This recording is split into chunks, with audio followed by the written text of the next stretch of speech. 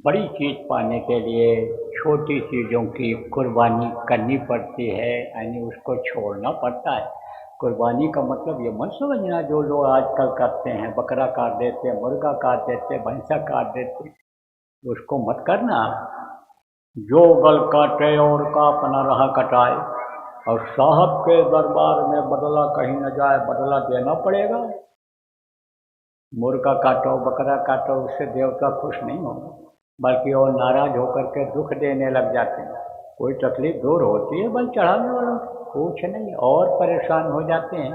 तो बलि कभी भी मत चढ़ाना, मुर्गा बकरा मत काटना, भैंसा गाय बैल मत काटना, और खाना भी मत उनके मांस को। खाओगे तो बीमारियों से छुटकारा नहीं पाओगे, क्योंकि जो खाते हो उसी का खून बनता है।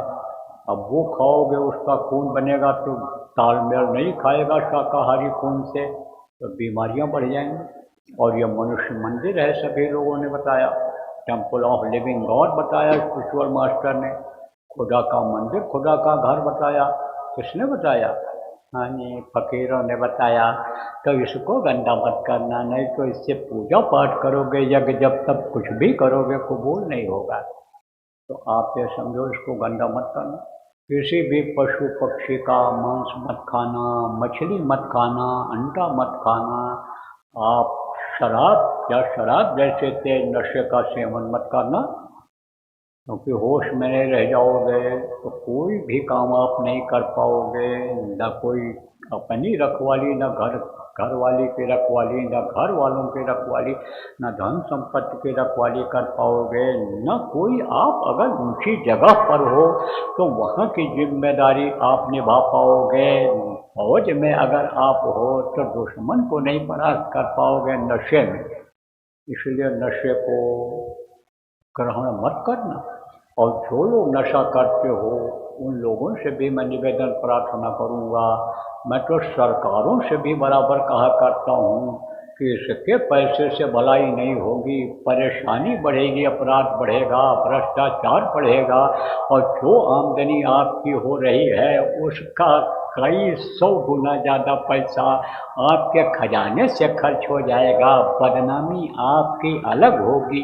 ये तो कहता रहता हूँ, लेकिन या तो उनकी मजबूरी होगी ऐसे लोगों की, मैं समझता हूँ कुछ की मजबूरी भी है, हिम्मत की कमी है मुख्य रूप से। देखो पड़ोस में आपके यानी प्रांत है बिहार, बिहार के मुख्यमंत्री हुआ करते थे पहले, अब तो वो केंद्र में चले गए।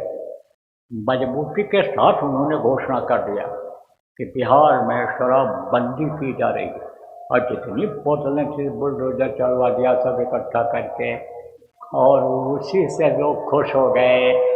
जो औरतें मारी जाती थी, कूटी जाती थी, पति उनके शराब के नशे में मारते पीटते गाली गलौज करते थे, थाली लोटा भी फेंक देते थे, सत्तों डालते थे अर्तन बर्तन, उन्हीं लोगों ने उनको इतने दिन मुख्यमंत्री बना करके रखा।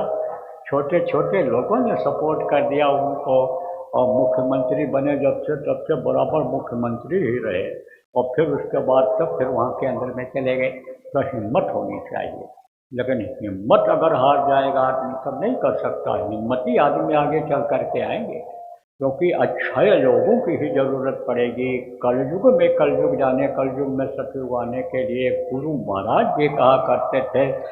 पुराण के 40वें अध्याय में लिखा है, सूर सागर में लिखा है, जगन्नाथ दास की उड़िया किताब में भी लिखा है, सब जगह लिखा हुआ मिलता है। तो उसमें तो कोई शराबी नहीं रहे, कोई मांसाहारी नहीं रहे, कोई व्यभिचारी नहीं रहे। तो या तो इनका सफाया होगा, और या तो ये सुधरेंगे। तो महात्माओं का काम क्या होता है? सुधार करना, समझाना, बताना, अच्छे रास्ते पर लाना।